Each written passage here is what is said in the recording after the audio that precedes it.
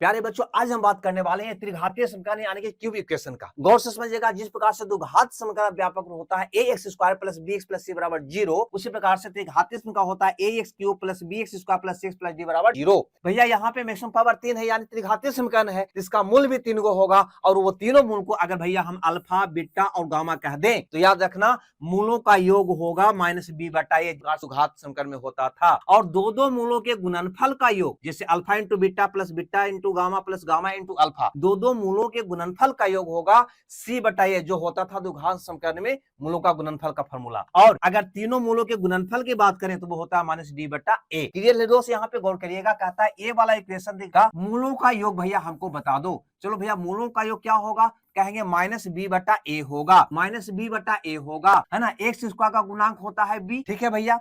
तो minus B कितना होगा? तो पूरा एक्स स्क्वायर का गुणांक है -8, तो -8 ले लेंगे। अब बटा क्या होगा? ए कौन होगा? एक्स क्यू का गुणांक कितना भैया? 4 यहाँ पे रख दो, माइनस प्लस को हल करो कितना आएगा? 2। बस इसी से आपका उत्तर निकल जाएगा। मूलों का योग 3 नहीं है भैया, 1 नहीं है, 4 नहीं है, केवल 2 ऑप्शन बी में है, अतः बी आपका ऑप्शन सही होगा। लेकिन यहाँ पे और देखो, मूलों का गुणनफल भी तो निकालना था, निकाल लेते हैं। हमें निकालने में क्या जाता है? तो मूलों का गुणनफल क्या होता है? माइनस डी बटा दोस्त ए होता है, यहाँ पर देखो, ठीक है। तो माइनस डी यानी कि स्वतंत्र पर डी होगा तो ये होगा 19 है, तो क्या होगा भैया? -19 बटा ए होगा एक्स क्यू का गुणांक कितना? 4, -19 बटा 4, है ना, ए वाला होगा, यानी ऑप्शन बी आपका सही होगा। तो ये फार्मूला को आप रट लीजिएगा, बस इतना ही से आपका काम त्रिघातीय समीकरण का चल जाएगा।